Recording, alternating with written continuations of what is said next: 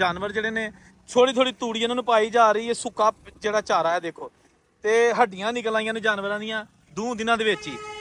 ਇਹ ਦੇਖੋ ਤੁਸੀਂ, ਇਹ ਸਾਰੇ ਜਾਨਵਰ ਨੇ ਤੇ ਇਹ ਤੂੜੀ ਕਿਤੋਂ ਲੈ ਕੇ ਆ ਰਹੇ ਨੇ, ਕਿਉਂਕਿ ਗਿੱਲਾ ਪੱਠਾ ਜਿਹੜਾ ਸਾਰਾ ਤਬਾਹ ਹੋ ਗਿਆ।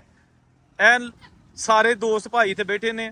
ਸਭ ਤੋਂ ਜ਼ਿਆਦਾ ਜਿਹੜੀ ਇਸ ਵੇਲੇ ਇਹਨਾਂ ਜਾਨਵਰਾਂ ਨੂੰ ਜਿਹੜਾ ਪੱਠਿਆਂ ਦੀ ਕਿੱਲਤ ਹੈ ਤੇ ਸਾਰਿਆਂ ਨੇ ਤੂੜੀ ਕਿਤੇ ਲਿਆਂਦੀ। ਭਾਜੀ ਕੀ ਹਾਲ ਹੈ?